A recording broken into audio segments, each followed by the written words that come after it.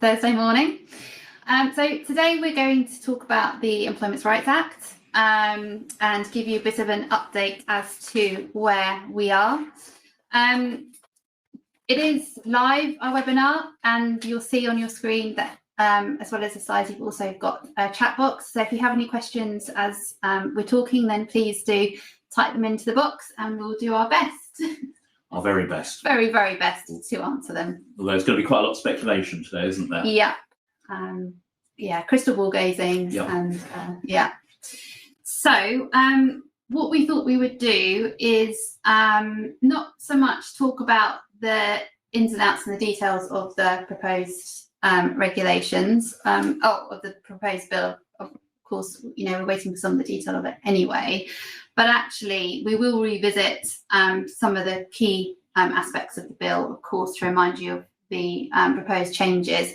But actually what we wanted to look at is the current status of the bill, have a chat about, is it going to come in, how watered down might it be, and look at the overall themes that are coming out of the consultations that took place and at the committee stage as well. And I think the real aim is to think, right, okay, we are not advocating that you go to great lengths to start implementing now, but so much of it is fundamental, isn't it? Yeah. And that we think that sensible employers are going to start to prepare now. So what we've also got is just some of the things you might want to start looking at in terms of that preparation to get you ahead of the game for when the game actually does start. Yeah. So I think it's also fair to say that we normally wouldn't kind of spend this amount of time talking about legislation that isn't 100% fully fleshed out. But given the significance of the bill and in many respects how much of a game changer it may be for a number of employers, we felt it is right that we do actually give it the focus and the significance that it needs. All about preparation. So and understanding, I think, the attitudes that are coming through in consultations really is certainly been helpful for us, isn't it? Yeah, in terms of where we're looking and what we're doing when we scratch our heads. Yeah. There's a lot to get through, isn't there? There is. And we've got an hour. We're quite happy to sit here for longer than an hour, aren't we? So if we do, yourself. Oh right, okay, you've got other things to do. But if we're not finished, we will aim to finish within an hour. If we're not finished within an hour because of questions or whatever, then we'll carry on for I will carry on. I'm not sure where Vanessa's going to be for a period of time to make sure that we've properly bottomed out everything that we wanted to bottom out today. And like I say, welcome your questions in the chat box, and we'll try to get to those as we go. Yeah. So what are we talking about? We're going to talk, well, I think I might pass the baton and get you just to talk about the technical aspects of getting a bill through Parliament. Okay. So we'll talk about that. We'll talk about the themes that have come out from the consultation. And then we're going to look at more detail in terms of 0 hours and low hour changes, which are significant for a number of employers. Day one rights. The union reforms, which is going to be a real culture shift. Yes. And then looking at potential for further amendments coming along, and then we're going to wrap everything up all nicely, and then you're going to go away and know exactly what you need to do. Perfect. Yeah. I think you've maybe just oversold, but we'll see, right? You meant to say over promise. I know, under promise, over deliver. Oh, is that what That's you meant the way to around, do? you see. Oh, okay. There we are. Never mind. Still learning. Never mind. So. Okay, so current status. Current status. So a bill goes through Parliament, as you will all know, very slowly. What we have here, we've got to remember, is a Labour bill. It was in the manifesto, and the Labour Party have a huge majority in Parliament. That obviously eases its progress. And you'll just see, this is a page taken from the Parliament website, just which monitors the stage of each bill and where it's got to. And you'll see here, we are now at the report stage. So we've gone through the first reading, we've gone through the second reading, we've just had the committee stage, which is what we are going to talk about further. And then we've got the report stage. Now, the report stage is effectively where the nuts and bolts of the bill are debated in detail on the floor of the House. It's where MPs can propose amendments to the final text, and potentially where the bill can be voted down. I think it's extremely unlikely that it will be voted down. There will be amendments tabled to the legislation, but at the same time, unless those amendments have got government support, they're unlikely to pass, which probably means some of the more weird and wonderful amendments that could be made to the bill. I think there was one talking about 4-day weeks and adding 4-day weeks into the flexible work provisions. I think they're unlikely to go through. So once we go to the report stage, we should have a bill which the government is prepared to knock into final shape, which will send it for its third reading. If it passes its third reading, it goes off to the Lords. And the Lords goes through a very similar process. Now, again, sometimes there can be a sort of tennis match between the Commons and the Lords over a bill where the Commons will pass it up, the Lords don't like elements of it and it goes back, and that game continues for some time, and that can even time out a bill. That will not happen on this bill. This bill is a manifesto commitment from the Labour Party, and there is a convention in Parliament that if a bill is in the manifesto, then whilst it will be scrutinised, it will not be rejected and it will not be amended out of existence. So we can expect it to go through. Once it's gone through the Lords, then any amendments the Lords have proposed go back to the Commons. Subject to tinkering at that stage, it will then go off to the King for royal assent and signature. So we will get royal assent, and that's when the bill becomes an act, and that's likely to be before the summer recess, so probably by June. And we will have the bill in place. Does that mean all the legislation is going to come into force as of the 1st of July or whatever? No, absolutely not, because what the bill will do is contain commencement provisions, which will put its provisions into force at various times in the future. We also know that large amounts of the detail of the bill are being reserved for statutory instrument for future regulations. So looking at various things such as the definition of what a low-hour worker is, for example, it's all going to be about the detail in the regulations. Regulations don't need to go before the whole of Parliament to get passed. They don't have the status of an act. They're much easier to change. The government can effectively introduce them quite simply, but the detail is going to be there. The government has also promised to consult on those regulations. So we're going to have a big consultation exercise once the bill has passed, probably with starting to look at commencement 2026, and for a lot of it late 2026, perhaps even 2027. Yeah. So we've got some way to go, but I think we will have the bill on the statute books by the summer. Okay. Now, the next thing we did was talk about the committee. We talked about the committee stage of the bill, and like I say, this is really good for us because we get a lot of insight, we get a lot of thinking. Just thought when we're talking about the committee, it's worth just looking at what we're talking about. We're talking about the Business and Employment Committee of the House of of the House of Commons. That is made up of MPs. It is chaired by Liam Byrne, who is probably most famous for leaving the last Labour government, and those of you who can remember that will remember as Chief Secretary of the Treasury, he left a note for his predecessor to say, sorry, there's no money left. And that's his biggest claim to fame so far. So he chairs. There are then various members. The Labour Party has a majority of members on the committee. There are 2 Lib Dems and 2 Conservative members as well. And there they all are. They all have a role to play in scrutinising the bill. And what we see when we talk about scrutinising, what are they doing? They are hearing on behalf of the House of Commons as a whole. And actually, it's just worth mentioning, there's a separate committee. There's a Public Bills Committee set up again to scrutinise this. The whole of the House can be part of that Public Bills Committee, but I think the formal committee was about 20 MPs there, and they did a load of further research. But we're going to be really focusing on what came through from the Business and Employment Committee today. What they did was receive written submissions from interested parties, employers' organisations, trade unions, academics, employers, and they also heard evidence from sort of verbal evidence from various parties, and cross-examined those parties about the evidence they were bringing to give them a sense as to how this bill was going to be received in practice by the different interest groups. And I think on the whole, this may surprise you when you look at the consultation exercise. On the whole, everyone's pretty positive about it. There is a general perception that there is a need to do something about the employment legislation and employment security in the UK. It's not where it needs to be.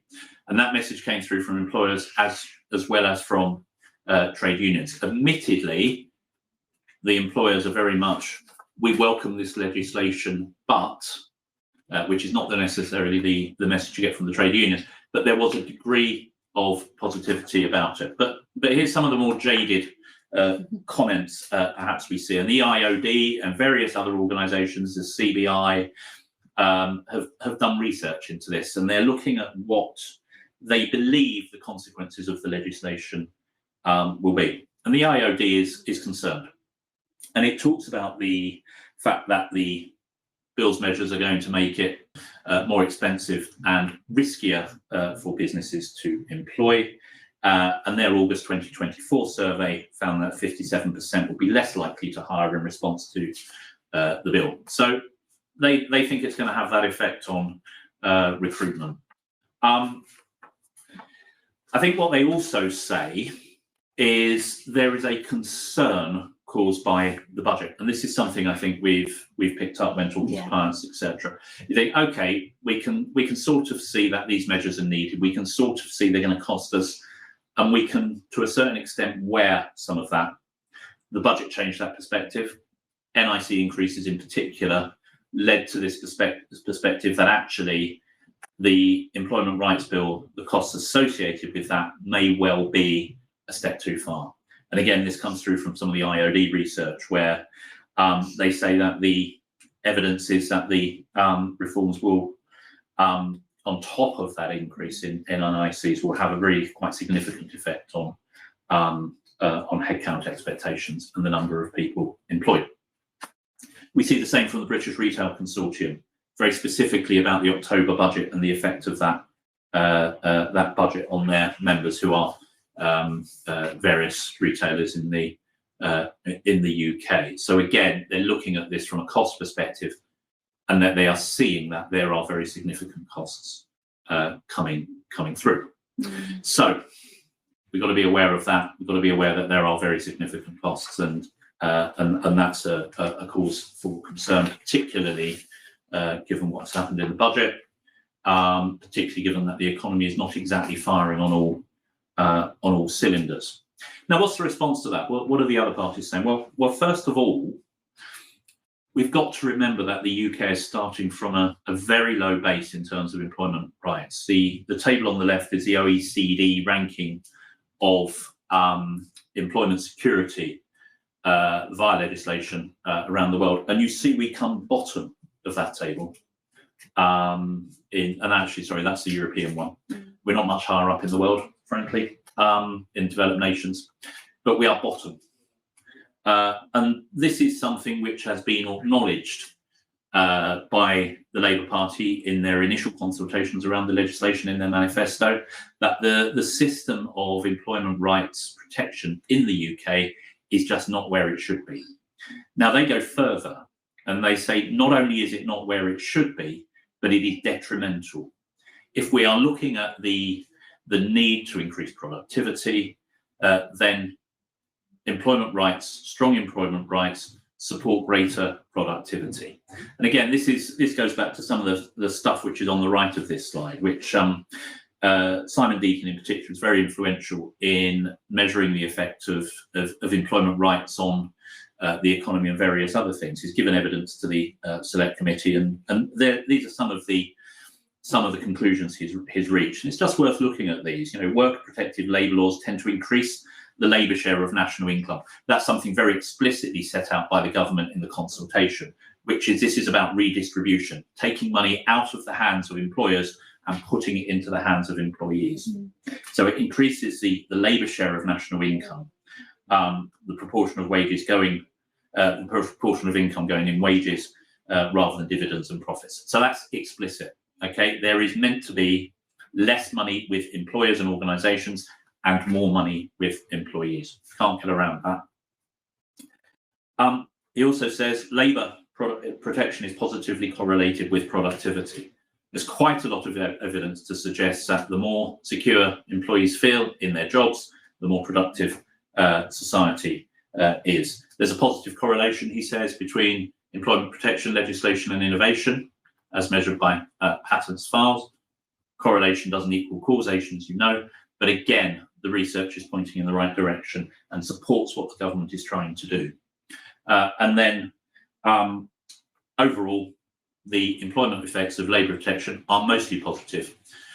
Although we're not talking about big gains here, it is on many of the indices quite marginal. But this is a message that we've got to take and we've got to work with. The fact is, the government think that this stuff will improve the economy. Okay, now we could all have a view on that, but there we are. We then come to what the unions are saying. Unsurprisingly, the unions are highly in favour of this legislation. You know, the RCN, Royal College of Nursing, Unison, very much in favour, believe that the balance of legislation tipped the wrong way many years ago and has never been put up. Clearly, they think we could go further, and none of them are completely, you know, sort of in favour. They all believe we could go further with this legislation. But they see it as positive. They see it as about fairness, and there's some quite interesting stuff. And again, we've got this on the next slide. You know, this for me, when I was looking through all of the research, sort of all of the evidence given by the committee, sort of summed up. I think where the unions and the Labour Party to a certain extent are coming from on this. So this is a dialogue between the Alison Griffiths, the Conservative committee member, and Paddy Lillis, who is the head of Usdaw trade union, and they're talking about this in the context of the cancellation of shifts. And you'll recall that from this proposed legislation is that employers will be required to compensate employees if there is a late cancellation of a shift. And there was a lot of debate about this and how it would work. And quite a lot of the employer organisations had said this is going to cost because there are unpredictability around this. And Alison Griffiths focused on this in the context of the tourist trade and poor weather. So, you know, if they do have data day after day of bad weather, when there are no tourists to be seen and no one walking through the door, what is your prescription as to how they, the employers, should handle that? Because I can tell you that businesses are extremely concerned about having to pay for days where they will not be receiving income themselves. Mr. Lillis comes back. Not half as concerned, of course, as the worker who wants to turn up and be told that their shift is cancelled. Griffiths says, I'm asking you to give your prescription for those businesses and what they should be doing. How do they keep their businesses viable, even in the event of not being able to manage their costs when they do not have income coming in? This is a key bit Paddy Lillis comes back with. I don't control the weather. For too long, the employees have had to take the burden of these things, and the employers have not taken the burden of it. It is left to the whim of the employer most times, and the employees are the ones who suffer with it. So this is very, very explicitly saying there is a change here. Okay, there is a fundamental shift from a situation where the employees are the ones who take the risk to the burden being put on the employers. And that is a thing which goes through this legislation. Yeah. It's redistributive. It is about moving profit, removing income from the organisation and putting it in the hands of the employees. And we've got to be accepting of that to a certain extent. We then thought we'd get to a much more balanced, sensible position by looking at what the CIPD are saying. Now, again, you know, we all know and love the CIPD. They do a lot of good research. They, you know, for many of our clients, they are the professional organisations which they belong. And so we thought it'd be interesting to see what they were saying, didn't we?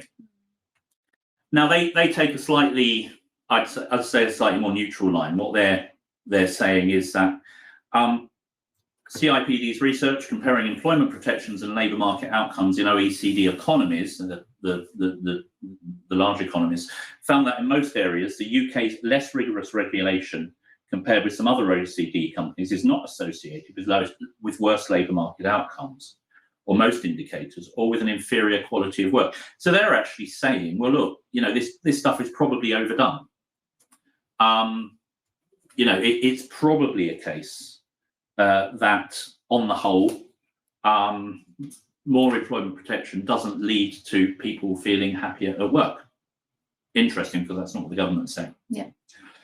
They're also saying it could have some detrimental factors potentially. The research also found a stricter employment regulation is generally associated with a higher level of temporary employment and a higher proportion of people in temporary employment who want permanent jobs. Now, we know this is a huge issue in terms of agency work, isn't it? And how much they are going to be brought into this. We look at that, don't we? Yeah, absolutely. Because what they're effectively saying, well, is that employers can outsource that employment protection burden by using agency workers. So unintended consequences could be a problem. Yeah. So overall, what do we think? Good, bad, ugly? I have to see. There wasn't detail in that. A concern about going too far, I guess, isn't it? There is a big concern about it. Apart from trade unions. Yeah. Who are concerned about it being watered down. We're not going far enough. Yeah. So drilling down into a little bit of the detail, and so we decided to start with 0 hours, the most I think most complicated area. Potentially the most significant. And for particularly, I suppose sector specific. Yeah, cost wise. Yeah. But cost wise, but when you're looking at hospitality, retail, etc. Yeah. And this really is significant stuff. So giving us a quick recap on the proposed reform 0 hours contract. So we've already talked, we've explained why, and the why is Labour believes the current system places all the risk on the workers, and that balance of power is unfair. Despite the headlines, the proposed legislation doesn't actually ban 0 hour contracts, and we see that quite a lot in headlines. But actually, when we look at the detail, what's coming through, that may well be the net effect of kind of getting rid of 0 hour contracts. So just a quick recap. So what the proposals are is that employers are going to have to make an offer of guaranteed hours to qualifying workers. So when we're talking about qualifying workers, who are we talking about? We're talking about your workers that are either on 0 hour contracts or have low minimum hour contracts. And we've got many clients that don't have 0 hour contracts, but they'll have contracts in place that say you need to work a minimum of 10 hours a week, 20 hours a week, etc. So they have like a minimum guaranteed hours to them. And basically what the legislation is looking to do is introduce, which I feel are pretty onerous and complex, rules which require employers to make an offer of guaranteed hours to reflect the hours that have actually been worked over a reference period. So you'll have a reference period of, we don't know how long, 12 weeks, 52 weeks, 6 months. We'll say 12 weeks for the time being. And you'll have your 0 hour contract worker or somebody on a low guaranteed hours contract. And you'll say, okay, over those past 12 weeks, your contract said you'll be working 10 hours a week. In reality, you've been working 20 hours a week. What have you got to do? Well, under the legislation, you'll have to make them an offer of new contract with guaranteed hours of 20 hours a week. Okay. And this requirement is repeated. So if then the employer is on a 20-hour contract, but then they start working 30 hours over a reference period, when you look back, there's then a repeated obligation on the employer to then offer them 30 hours. Assuming that they're still low hours workers at 20 hours, presumably. Yeah. And that's where the devil in the detail will come, depending on what low hours mean. Yeah. But it can potentially continue to be triggered. And it's seen as a ratchet, isn't it? It's just up and up and up and up. Yeah. And essentially how it's been viewed is that it will give workers that ability, if they accept the offer of guaranteed hours, to then crystallise the amount of hours that they essentially want to work. And they crystallise the greater hours in any given reference period. And of course, there isn't, currently any way for it to go back down. It will can only go up. So those offered guaranteed hours, those workers or employees can say no. They can decline the offer. But if, of course, they do say no, then after the end of the next reference period, even if they said no the first time, you still have to make them the offer the second time. This seems to be one of the big criticisms that's coming through, that it's the employer who's got to go to the employees, regardless of what the employee wants, because we know that many employees are quite happy on a 0 hours contract, and they've got to be saying, do you want this? Yeah. Rather than waiting for the employee to come forward and say, I've been working more, I would like the guarantee. Yeah, absolutely. And then we also have, which you've already mentioned, the right to reasonable notice of shifts changing, as well as a right to payment for any cancelled or changed shifts. They talk about reasonable notice. I don't think that will be further defined, what reasonable means, but we'll look at the commentary on that.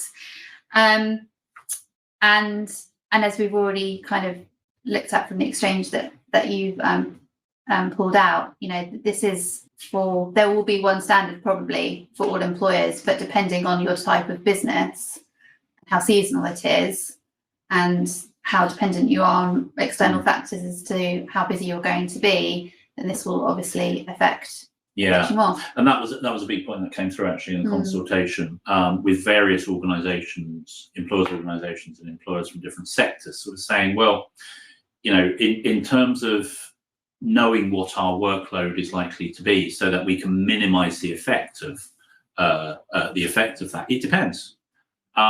It's as we saw in hospitality and tourism, it can be very short because it can be dependent on the weather. In retail, if you're looking at the Christmas period and you're looking at how you're going to resource for that Christmas period, it can depend upon many things. Price of goods coming in, state of the economy, etc.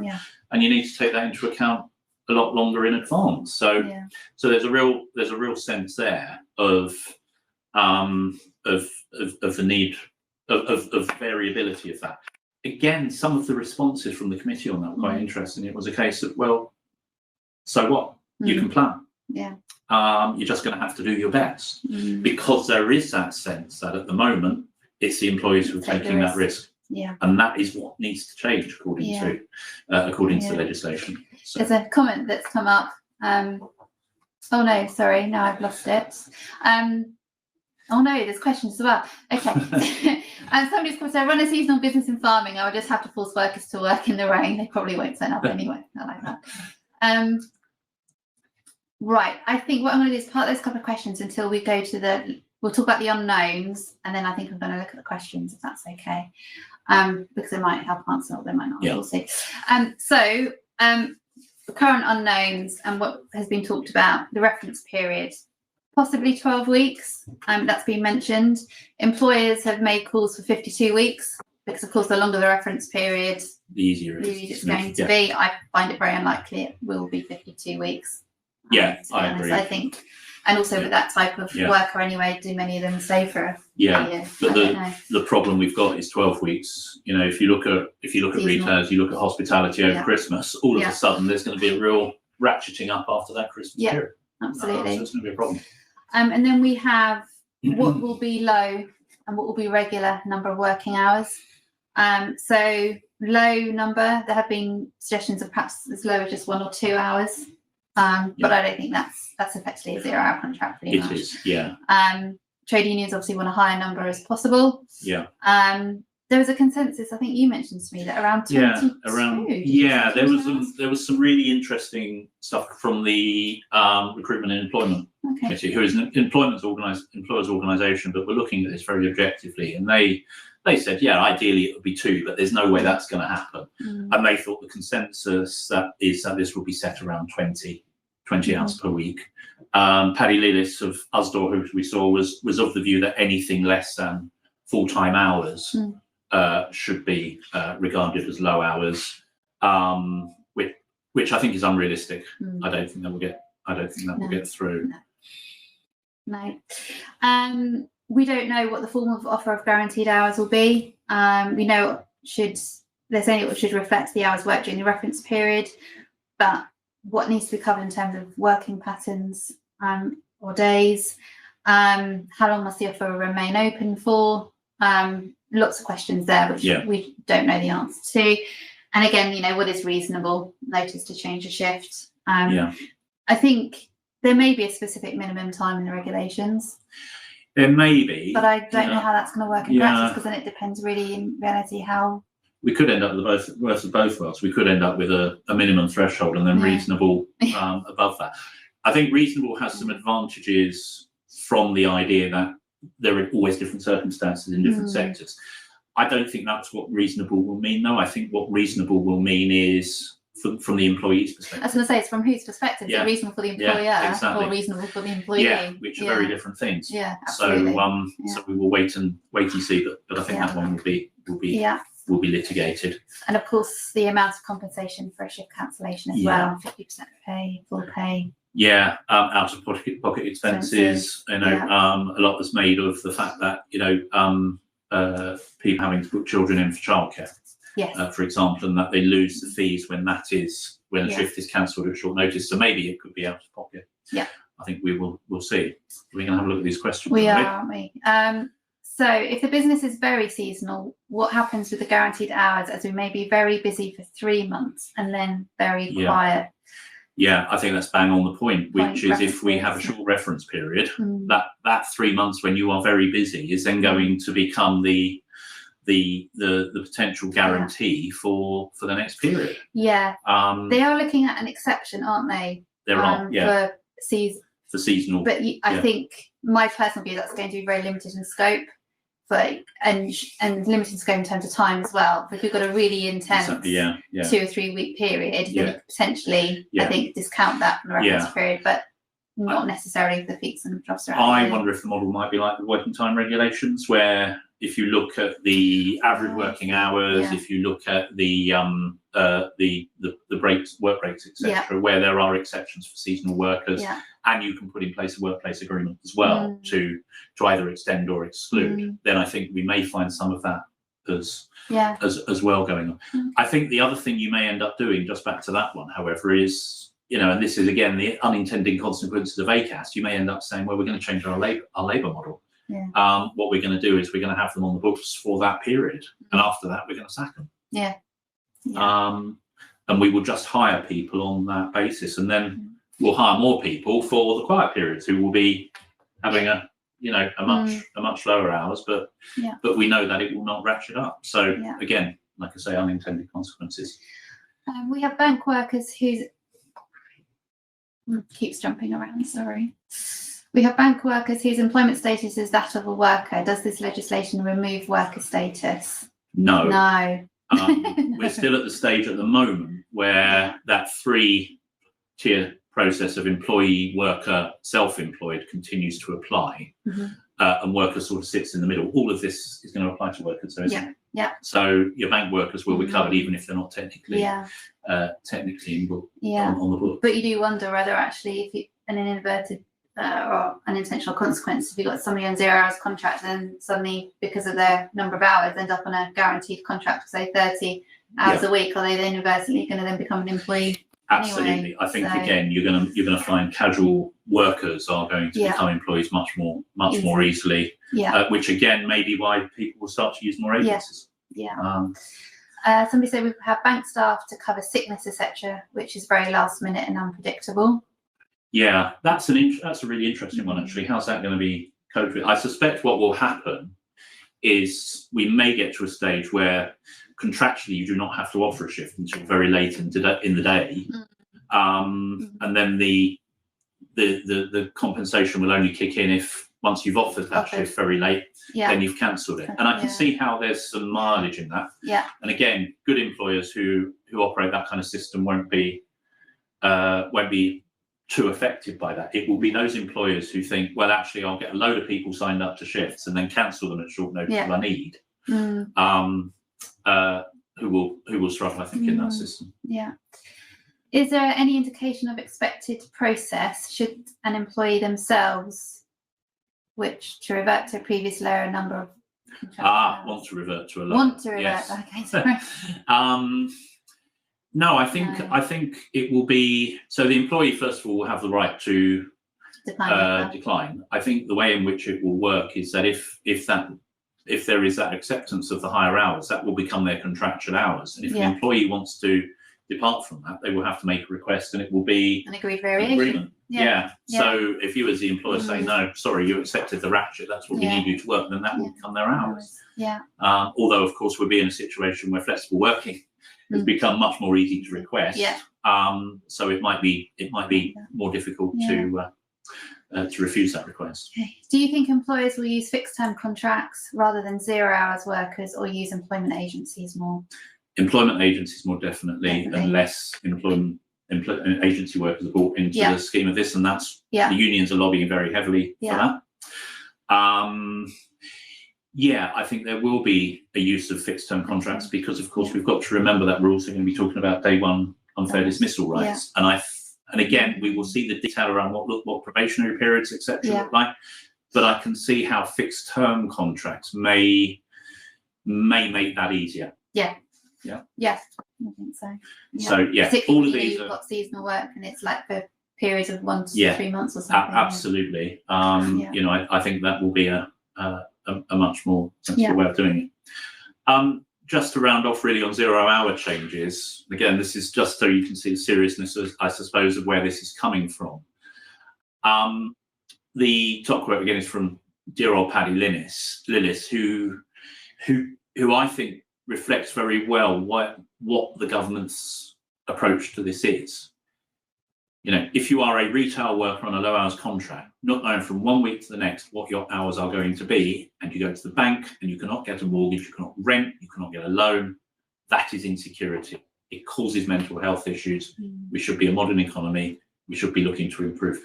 That is where the legislation is coming from here.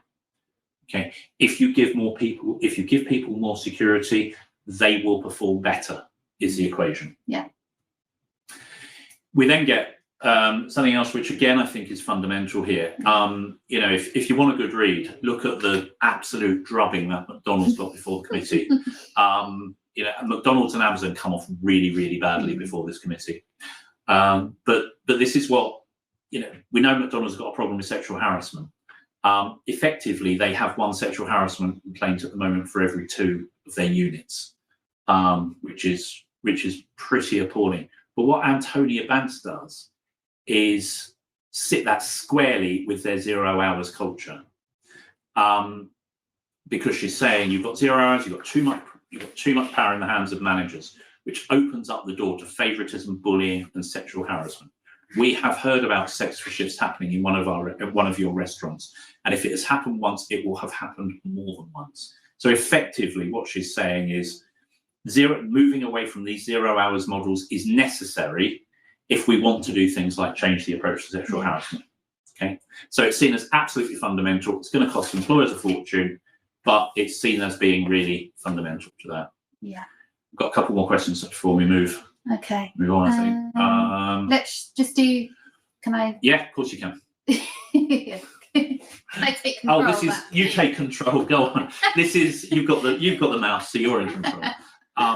This is about what's happening in terms I just thought we'll finish it and then we'll do, so we're not at all suggesting that we make any rational or any changes at all at the moment. What we think actually this period of time we should be doing is basically auditing the workforce, looking at whether we use 0 hour contracts, minimum hour contracts, and actually, you know, what do workers do in terms of the reality in number of hours, and actually why do we use them?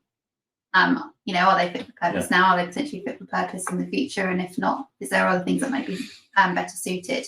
Understanding the peaks and troughs in terms of the need for workers, are the seasonality issues, and then it's kind of talking to line managers and how accurately are shifts scheduled. You know, is there actually something that can be done more efficiently? How far ahead are you scheduling them? Do you need to schedule them that far ahead? So it's all about asking the right questions at the moment and gathering that information, making sure you understand your own workplace planning. So there's a really good one of the consultation papers on here is from Green King, who obviously are affected big time by this. They've actually done a lot of research into their own workforce and the effect it will have. So if you want to have a look at a paper from an organisation that started to do this, then I'd commend that to you, because it might give you some ideas of where you go yourselves. If in the 12-week reference period you offer 20 hours, then the next reference period 30 hours, and then third reference it goes down to 10. Can you enforce this? No. It's a ratchet. It goes one direction only. So the only time you stop doing it. There was that One Direction joke. Oh dear. Oh, God. This is why I have to leave at midday, right? So 2010s. Yeah, I think it is a ratchet, so we're just stuck with it. But of course, once you've gone over 30, you've gone over the low hours threshold, then you don't need to offer any more. Yeah. So if the low hours threshold is set at 25, Yeah. then you know, once you've got to, you won't have to offer 30 because that's more. You just have to offer 25, I think. Yeah, well, that's what I was wondering. I was wondering what happens if it's like 30 hours of reference period. Would it stop at 25 or we have to offer the 30? We'll have to see. We'll have to see. But as you can see, this is what I was talk about as we think this through, we come up with issues, all of which are going to need to be answered before this comes in. So. We have a 0-hour contract for a student who comes back and works for us during holiday periods. They're not available for guaranteed hours, so do they still need to be offered those? They are going to need to be. You're going to need to look and do the calculation with them, undoubtedly. Yeah. Where we're going to get to with people on these kind of contracts is to be very explicit that actually when they are not working for us at all, they are not our employees. Yeah, so effectively at the end of that period, their employment ceases. When they come back to us in the summer, then their employment commences again, and then it stops, and then it starts. So that's a way in which we will cope with those kind of arrangements, I think. Day one rights. Okay. So we know from the Employment Rights Bill, we're looking at increasing day one rights. I think they're fairly self-explanatory. Not all of them are, well, not many of them really are kind of groundbreaking. No, and there's actually not a real sense of controversy amongst employers about some of them. I mean, flexible working, essentially there isn't much change anyway. I think the emphasis is just going to be when looking at reasonableness of the employer, with regards to the employer, looking at both the process but also the reasonableness of the decision to decline a flexible working request, and kind of giving those, rather than just giving the statutory prescribed, one of the 8 statutory prescribed reasons, but actually explaining why it applies. There'll be an emphasis on that. Paid paternity and unpaid parental leave just removes the current qualifying period for that, making it available from the start of employment. Same with bereavement leave, it will apply to all employees, not just those employees who suffer loss of a child. So it will be bereavement for other relatives as well. Moving on to the more controversial, that's the wrong word, but the ones that have been more of a concern for employers. Unfair dismissal, obviously day one protection from unfair dismissal, which is talked about quite a lot. There is going to be a modified procedure during the initial period of employment. Essentially, what we are anticipating is that this modified procedure would be a shorter process to be able to terminate the employment of an employee in the initial period of employment, which we'll essentially view as a probationary period. But there's going to be consultation on the length of the initial period and actually what this lighter touch modified procedure is going to look like, and we'll talk about that in a second. There's also some talk about limiting compensation there during that period. So we will just have to see. I can we can give some links afterwards to various papers if we need to, where you'll find them on the Parliament website. You'll get a notice of all the comments, so we'll do that definitely. And also remember, we haven't put it on the slide actually, remember that they're increasing the time limit for bringing a claim. They are 3 to 6 months. That was one of the things that came through in consultation. It was. An SSP, that was it 3-4 day waiting period? It becomes a day one, right, and the waiting period goes. So you get it first day of. I just find that administratively. That was an interesting one actually, wasn't it? Because there was a general sense of acceptance that whilst there wasn't an increased cost, it sort of was something which employers were prepared to wear. Although this is a theme that comes through in a few of them. This is Currys, who of course operate shops, so there's a lot of shift work. And what they're saying is actually the bigger effect here could be on absence rates. And they're talking about the fact that, that it sounds like they've got a problem with intermittent sporadic absence, failures to turn up for shift. And their view is that if you're giving someone SSP for that 1 day off, you're going to find that fewer people are turning up. and that will have an effect on their resourcing, on the customer experience, etc. Make it even more difficult to find someone to help you in Currys. I hope we haven't got anyone from Currys on the call. Sorry, bitter experience there. From someone who used to work in the industry. Effectively, they're saying it's going to make resourcing more difficult and uncertain, and it could be a problem. And that is a theme that comes through various of the consultations. But other than that, it seems to be a general acceptance. The day one, the unfair dismissal one, actually, it struck me there wasn't a huge amount on there in consultation. There wasn't. No. There seems to be an acceptance that it's going to happen in some form or other. There seems to be an acceptance it's going to be a nightmare. But I thought this was just one worth putting up, back to this point that the UK has fallen so far behind in its employment protection that, you know, what we're doing is we're bringing us up a bit. What we're doing in the Employment Rights Bill might seem radical to us, but actually on the world stage it's not. You know, this is from Professor of Law at King's College London, Newark McCorkey, who's, you know, he's very much in favour of employment rights, but, you know, King's College, really august university. And what he's saying here is that if the UK adopts a 9-month qualifying period, all we've done is move from the 3rd worst in the OECD in terms of unfair dismissal protection to the 7th worst. You know, it's not that radical in context. And it's another reason why I think we should expect an awful lot of this to come in as it looks now. Yeah, and we had a chat about this, didn't we? Because and we talked about in our experience at the moment that, you know, the 2-year qualifying period is long. And what do we see? We see those employers who want to bring a claim against an employer because they feel particularly aggrieved, finding a way to do it, whether that's via whistleblowing or discrimination. And actually, is this going to now mean that we'll end up with some more straightforward claims in the tribunal? Absolutely. Focusing on the actual complaints. You won't have to find that hook. It will be enough to say, I shouldn't have been dismissed. But we also then cast our mind back, didn't we? Not divulging our, you know, age, obviously being in our 20s, but we talked about the risk of. Come on. Okay. Let's hope the camera's kind on us. Start in here. It's fine.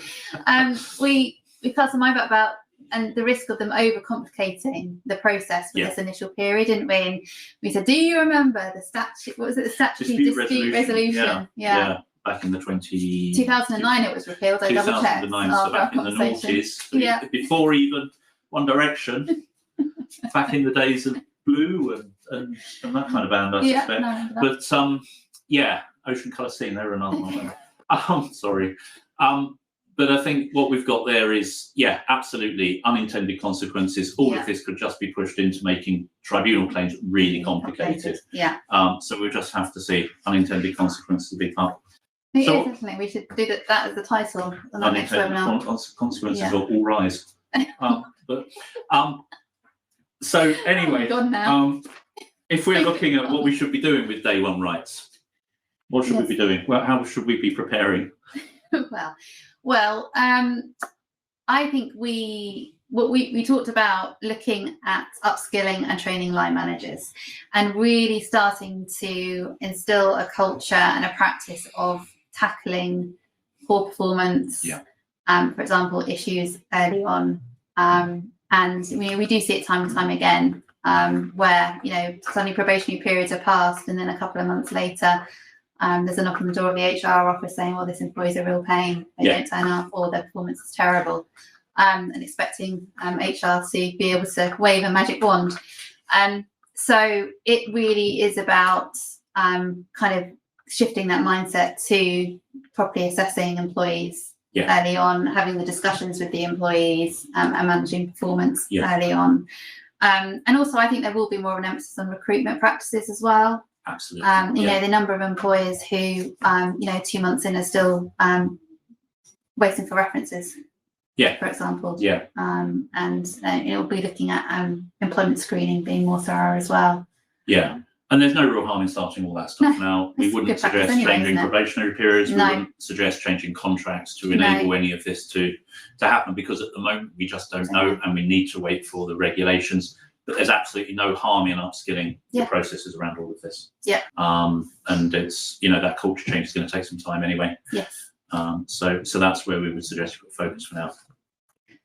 Trade unions. Trade union rights. Oh. See, there's quite a lot, but I don't really want to get War and Peace of what they're doing. Yeah, no, I agree. So I suppose starting point is currently there isn't any right of, there's no general right for trade unions and their officials to access physically workplaces for recruiting and organising members, can they? It's only where an employer agrees or if there's already a collective agreement in place. So what the Employment Rights Bill is going to do is strengthen the protections and the rights of unions in a nutshell, and give them wider access to workplaces for recruitment and organising and collective bargaining processes. Unions will gain a right to request access, so they'll be able to request access from an employer, and in response, an employer can either choose to negotiate the terms of a legally enforceable access agreement, as it become called, or if there isn't an agreement, then the trade union can apply to the Central Arbitration Committee for it to order access, which is going to come with a presumption that the union official should be able to access in any manner that doesn't unreasonably interfere with the employer's business. So we've got the rights of access. We then have the reforms to the statutory union recognition process, which is awful. I still have nightmares from advising client on it last year. I think in essence what we need to say about that is going to make it much easier, isn't it? Sorry, it's a question: access to what? Right to access to the workplace and the workforce, so as to be able to encourage membership and participation. So effectively, you can get an email from Unison saying, we think it'd be really good for your employees to understand a bit more about us. Are you going to let us come in and talk? Yeah. So that's what we mean by access. Collective grievance process. Governments, they said longer term, longer term, subject to regulation. So we don't expect to see that anytime now, but again, that might help because we do see collective grievances and there's no real process at the moment for dealing with them, so that might help. An obligation to notify workers of their right to join a trade union. That's going to be a Section 1 requirement. So your standard employment contracts. So that will have to be included. And then also electronic balloting. So it's introduction of electronic balloting as opposed to the older or current archaic postal. And I think there's some other reforms around the process of getting support for industrial action. It's always been something which has been used quite consistently to make it more difficult for industrial action to be approved. Those are being removed. It will become easier. But I think, to my mind, the big change there is the statutory recognition stuff and the access. It's all about making it easier for unions. And again, this is a quote from the TUC, and they are pretty wholeheartedly in favour of this. They think this is really positive. They think it is going to give them a much greater ability to play their part in the workforce, in the workplace. So they're gearing up for recruitment for recruitment into the union. They are gearing up for being able to go to employers and say, right, we want to say. Now, what's quite interesting is what the response is to that. And again, I'm going to go back to dear old CIPD and what they think, which is that actually there needs to be a shift towards a more partnership approach, towards proper employee engagement, and they see the unions playing a role in this. They also see a key role for ACAS. One of their absolute themes here is, look, this is different. This is absolutely different to what we've had for the past 40 years in the UK. And organisations don't have the skills to be able to do that kind of negotiation, and they are going to have to get them, and they are going to have to get them quickly. So what they're advocating is that ACAS be given a role to play. And again, this is some questioning from the panel about this. This is again Ben Wilmot, CIPD. We have suggested ACAS's budget should be doubled from about 60 million to 120 million a year. I would suggest that to improve the labour market enforcement system in a meaningful way, you're probably looking at 300 million a year. The chair says extra. extra. There needs to be a recognition that they will have to have some investment in this area. We cannot just rely on legislative changes to achieve the reset we need. Now, what he's talking about there is more money from to ACAS. He's also talking about more money into the new workplace enforcement agency, which the government is proposing to set up under the bill, to say, to go in and actually look at enforcement of employment legislation in the workplace. Legislative changes are not enough, and I think we'd agree with that. One of the great fears we have about all of this, regardless of whether we think these are good or bad method, is it's just going to clog up the tribunal system if you do not have proper investment into that enforcement system. But again, that shows you the magnitude of where the CIPD see these changes coming through. What do we need to do? Consider whether you are vulnerable. Are you an organisation which is actively resisting union change at the moment, where you are seeing membership come on, be on the increase? Or you're just in a sector where, whilst you might not have significant union activity, there's a lot of other union activity around. And then think about strategy. When would you want to do this? When would you want to start to get involved? What are you going to expect from your managers? How are you going to manage this communication process? So effectively, I think my view on this, I don't know if you agree with Vanessa, which is to think many organisations are going to have to get to grips with a new way of approaching employee relations. And that is going to come through the unions. So you may as well get used to that and start to think about what that engagement looks like. Shift the mindset. Okay. So what else we've got? The amendment paper. The amendment paper. So there was an amendment paper that came out of the committee stage as well.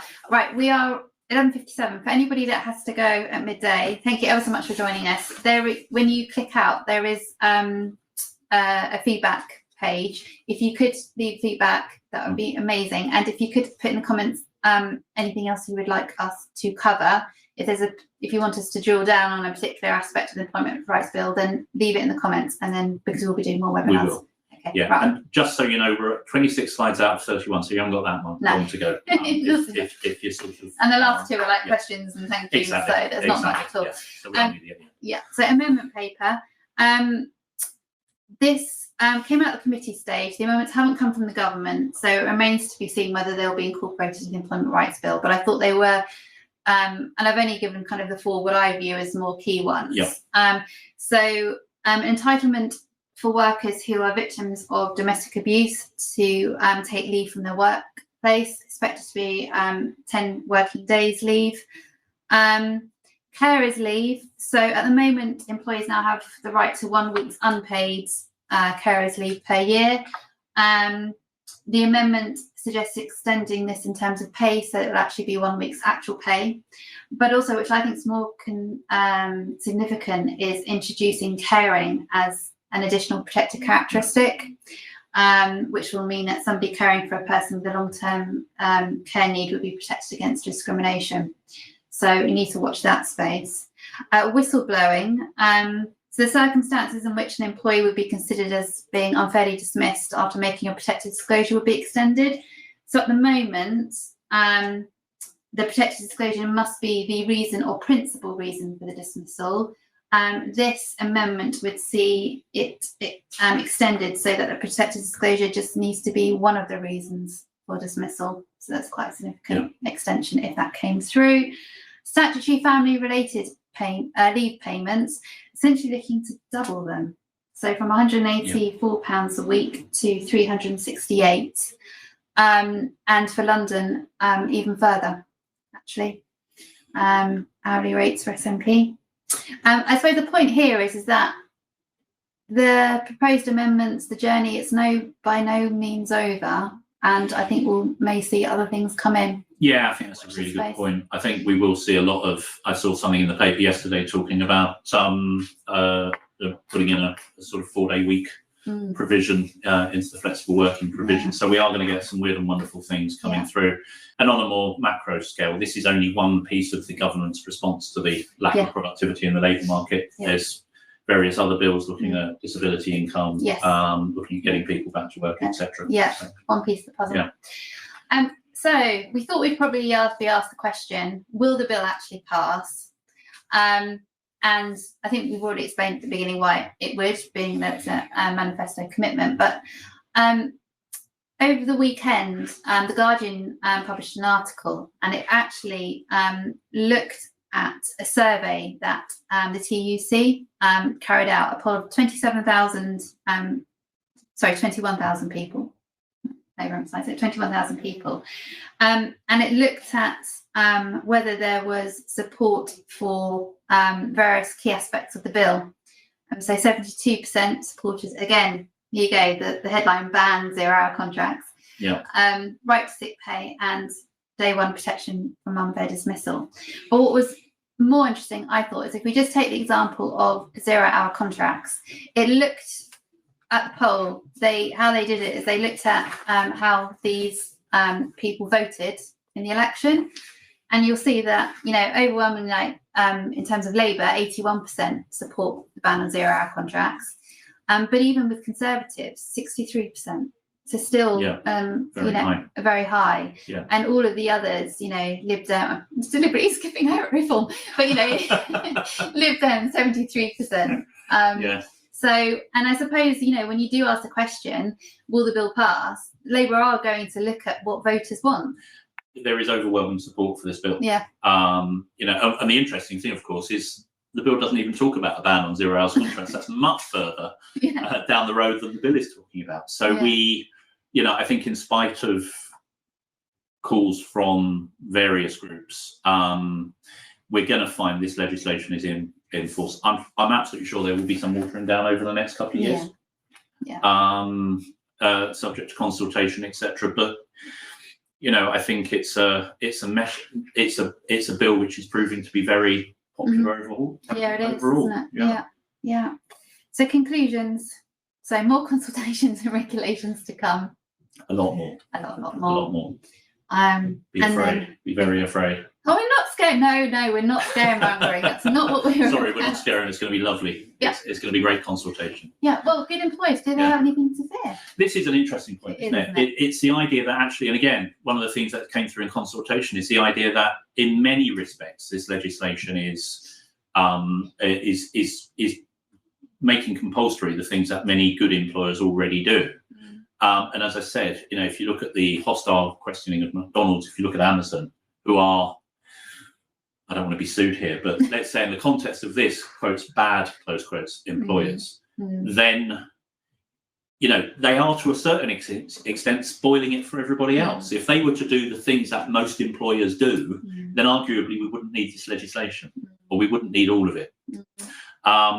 So good employers on one hand don't have anything to fear, but they still have an awful lot of work to do. I think the issue for me is the burden, and again, it's a point that's been made in consultation, the burden this is going to put on smaller employers without good HR teams. Or you know, without the HR resource there. That's going to be the problem. I agree. We will see. We will see. Changing workplace culture and communication. Don't know. What do they say? Over 1 year, we always overestimate the amount of change. Over 5 years, we underestimate the amount of change we see. So it may be we look back in 5 years and we've come much further than we anticipated, but we turn around in a year's time and say, what was all that about? No, we won't. What should we be doing to prepare?